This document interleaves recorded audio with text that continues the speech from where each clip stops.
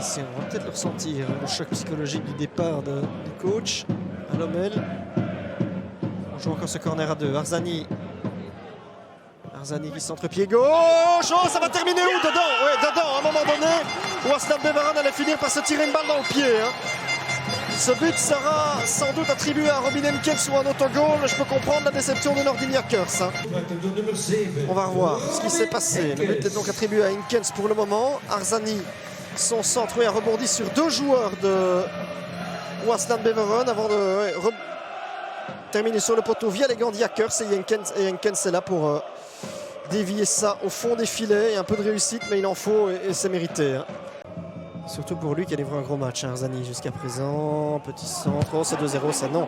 L'illusion d'optique, le ballon est sorti du rectangle. Efford, avec un peu de chance. Efford qui continue à grandes enjambées, il ne passe pas. Et là, il y a une possibilité de face à face pour Jente Mertens avec 2 bussards. C'est un but partout. Oui. Eh bien, ils ont de la réussite à Aslan Beveran. C'est leur première véritable sortie de défense.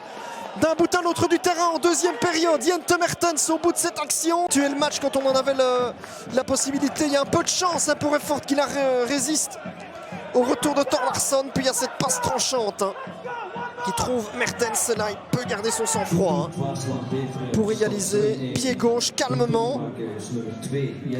Il n'a pas livré le meilleur match de sa carrière. Loin de là, hein, Jente Mertens. Tous ses coups de coin. Quand il est là, on peut compter sur lui. Alors il est évidemment disponible pour botter ce coup franc.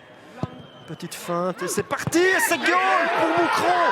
C'est goal pour l'Excel de Moucron qui mène ici à Daines 0-1. Coup de froid sur la Dakota Arena. Je vous avais prévenu que ça pouvait venir de n'importe quel côté. Je me demande si ce n'est pas Diandi qui a marqué. Pas mal de danger sur le but flandrien.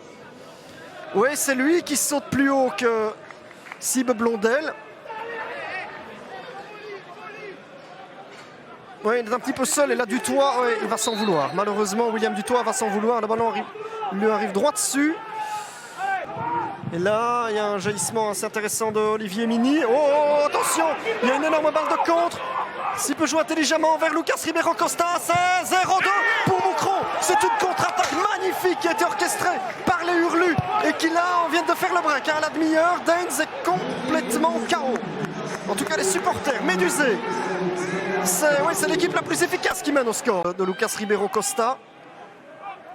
Quelle contre-attaque, regardez d'où il vient, il jaillit. Mini, il combine avec Carcella. Et là, il donne le ballon dans le bon tempo, au bon moment, à Lucas Ribeiro Costa, au moment où celui-ci se retrouve en face à face avec Bonneau. Il n'y a pas de hors-jeu avec Dutoit, il n'y a pas de hors-jeu. Bonneau, il essaie de doser sa course, mais il ne peut pas non plus laisser filer Mini. Hein.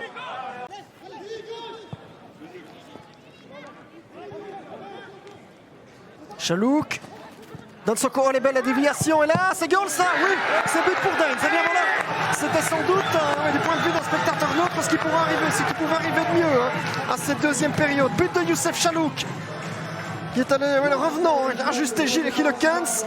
1-2, on va revoir. C'est plutôt Hendrix à l'origine de la phase qui a un peu d'espace ici pour alerter Dansoko qui avait vu la course de Chalouk. C'est bien joué en un temps et puis la frappe aussi. C'est vrai qu'avec le brouillard, c'est pas facile de suivre la balle dans ce camp-là du stade. Hendrix. Joli geste. Abrahams.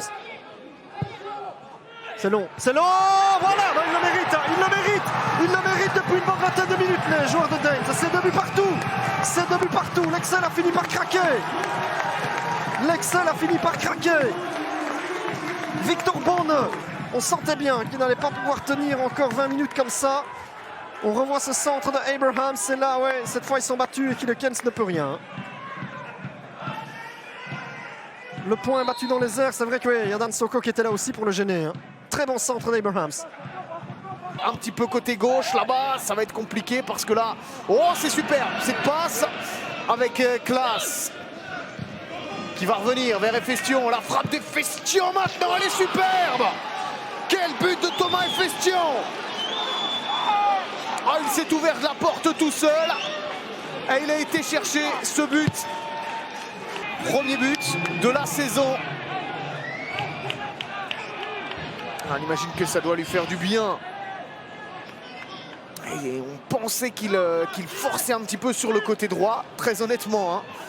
Et puis finalement, Glenn Class qui intelligemment ne se précipite pas, trouve derrière la solution avec Efestion. Regardez la courbe de cette frappe, s'il vous plaît.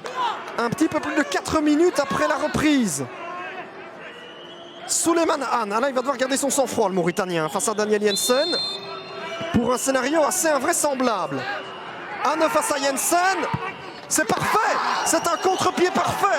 Quand je vous parlais de garder son sang-froid, là c'est un modèle du genre, hein, de calme, de sérénité. 0-1. On a l'impression qu'il est nonchalant, mais pas du tout. Il sait ce qu'il va faire, hein, le Mauritanien. Ils n'ont gagné qu'une fois en déplacement cette saison, Virton. C'était à Lommel, début novembre. C'est rebalancé, la tête, oh, c'est goal. Oh, c'est cruel ça. C'est cruel pour Virton, mais on ne peut pas nier que pour Westerlo, ce soit 100 fois mérité. Après toute la pression qu'ils ont été mettre sur le but. Virtonais, c'est Perdikitsi qui vient rétablir l'égalité. C'est un but partout, hein. Il a fallu attendre la 93e minute, hein, pour voir ce ballon d'Yordanov déposé. Il bat Awassi dans les airs, Perdikitsi.